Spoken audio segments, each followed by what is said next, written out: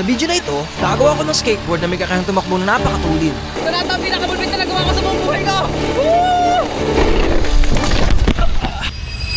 Itong mga nakakarang araw, nakita ko ulit tong luma kong skateboard. At nung ginamit ko na to, naalala ko na kung bakit nakatambak lang.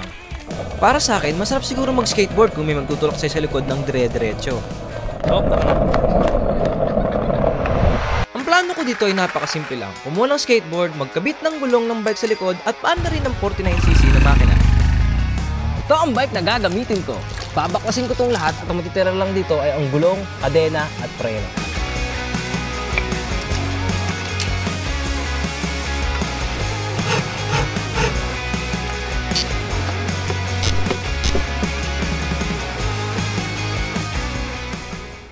So parang ganito yon, apakan mong ganyan, tapos nandito yung makina, tapos aandar na siya ng parang ganyan. Para mapatakbo ko tong skateboard ay maglalagay ako ng makina na lalagyan ko ng bracket. Bale itong flat bar na ito magiging engine support na i-screw ko sa deckboard.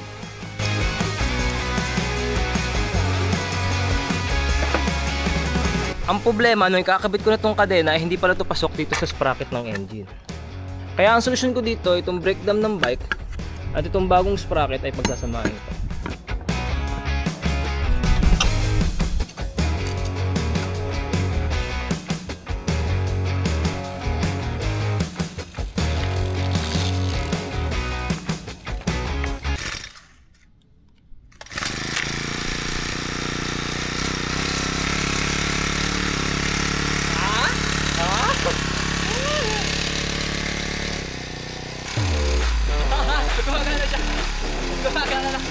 Mukhang okay at aandar na talaga tong skateboard. Kaso, Tanggal yung kadena. Laging problema yung kadena. Tatanggal talaga siya. Kasi ito talaga yung problema, hindi siya pantay. So tatry kong pukpukin kung mapapantay pa.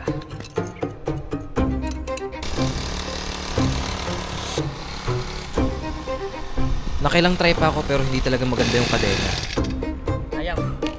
Isa pang nakita kong problema dito ay pagliliko ako sa kantong ito ay halos kainin ko na lahat ng daan at kabilang linya.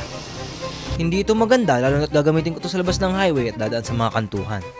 Kailangan kong ayusin to at gawin ng plan B. Itong naisip kong plan B ay tatanggalin lahat ng yan at gagawing bakal yung ilalim. Itong mga bakal na to ang gagamitin ko bilang mas matibay na chassis dun sa skateboard. Kaya sinukatan ko na to at pinagputol-putol.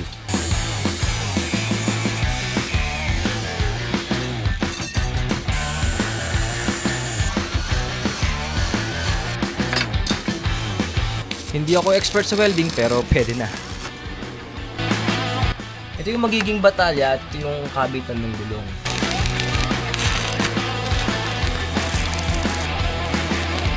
Sa dating lumang skateboard, pag tinutungtungan to ay halos sumayad sa lupa. Pero ngayon, Mas matibay na to ng 1,000 beses kaysa sa naunang lumang skateboard.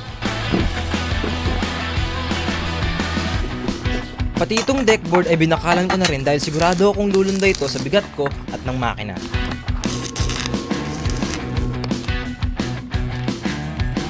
Ito na ang huling itsura ng chassis na makikita nyo bago ko pinturahan. Pipinturahan ko to ng bright orange para maging agaw pansin.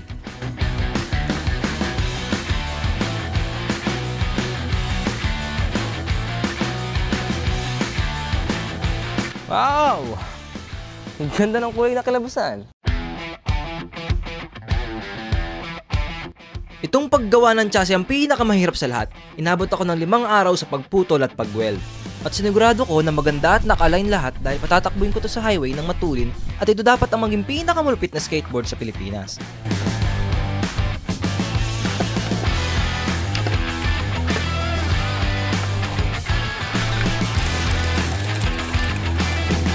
Napansin ko na yung gulong ng lumang skateboard ay super clumsy.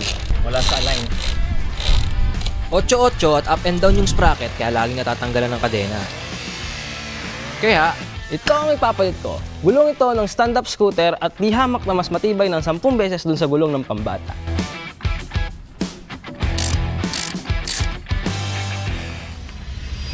Sa dating lumang skateboard, yung unahang gulong lang ang naliko. Ngayon, sana pati likod ay lumiko na rin. Ang ginawa ko, sa halip na isang straight chassis ay kinabit ko ang swing arm sa kabitan ng gulong para sabay sa pagliko. Yun ang akala ko. Nung nilabas ko na to at tinesting ay sobrang hirap sakyan at muntik na akong magdagasa. Akala ko ito na talagang solusyon. Kaya ibinalik ko na lang sa straight chassis at tinanggal yung tie rod. At para magkaalaman na, Oras na para ikabit tong makina.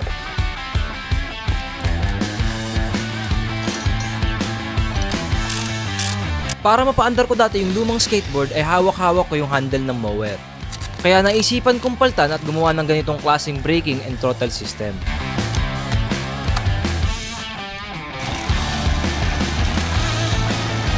So ganito siya paandarin. Yung tatlong daliri, ito yung preno. Tapos yung pinky, throttle. Sa ikatlong pagkakataon ay tinesting ko na ulit ito.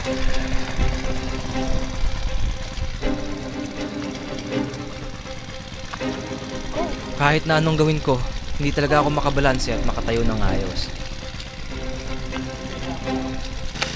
Teka mo. Agilid, agilid. Kaya nung medyo nakabalanse na ako, Hindi talaga kaya. bigla ko na lang piniga yung throttle. Hindi ako makapaniwalang hindi na naman ito gumana sa dapat na gusto kong mangyari. Mas malala pa ito dun sa plan B na may liko. Ngayon, wala na itong liko, nagwa-wild pa. Sa puntong ito, wala na akong ibang nasa isip kundi ang sumuko. Hindi na makabalansin ng pagtayo, wala nang liko, nagwa-wild pa. Mukhang hanggang dito na lang talaga siguro. Susuko? Wala sa bokabularyo ko ang salitang sumusuko. Binago kong lahat, pinaltan at nagdagdag ng mas malaking gulong at inayos ang disenyo.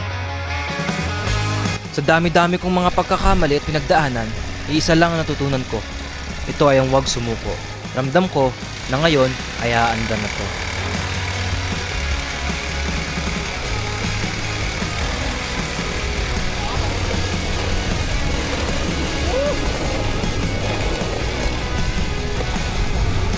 Tutulingan ko ng konti.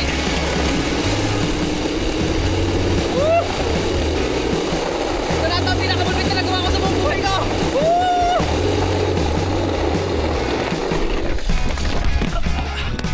Shit. Kapag nasusugatan ay siguradong natututo. Kaya for the last time, tinesting ko pa ng isa. Hindi man ito ang pinakamaganda at pinakamatuling skateboard, pero kaya ko naman sabihin at ipagmalaking gawa ko ito.